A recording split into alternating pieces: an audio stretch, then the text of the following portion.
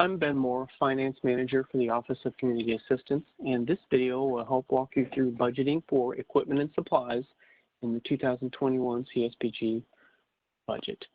The line items that this video will pertain to are 104 and 105 for the program support category, and 304 and 305 for the administration category. The cost outlined in this video are grouped together to include both program support and direct administration lines, so please pay special attention to what items need to be specifically charged to admin or apply to those portions of cost, that pertain to the administrative staff direct to the direct admin lines, the 300 series.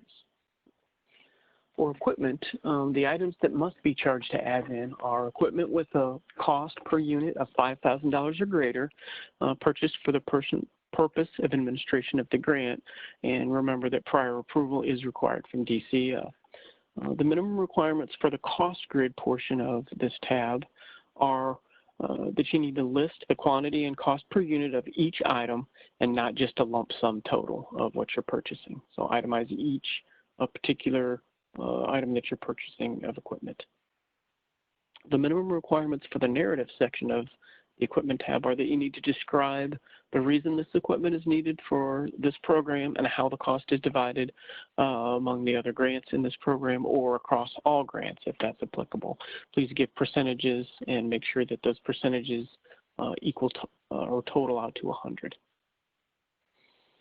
The items to be included in the equipment category generally are items that have a cost per unit of $5,000 or greater, and this should only include equipment or vehicles purchased by the agency for the grant, and they require prior approval from DCEO.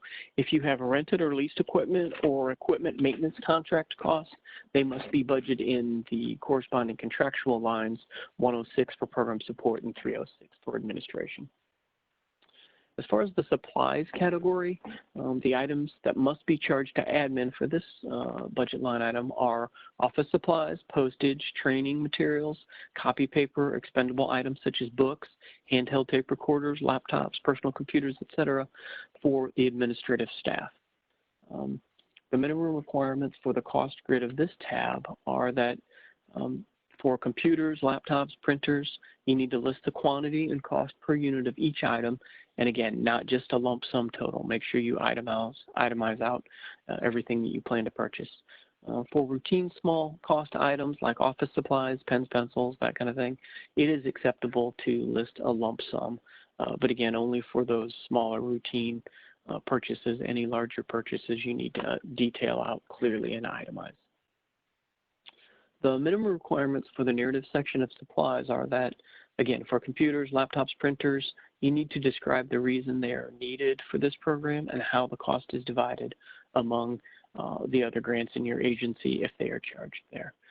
For any general item descriptions like office supplies, you need to list in general what items are included in that. You also need to provide a brief explanation of how the costs were calculated for each item, because these are typically recurring smaller items. You can use language such as based on last year's or the last 2 years' expenses, but if it's a non-routine item, you need to clearly identify how you're defining the cost basis.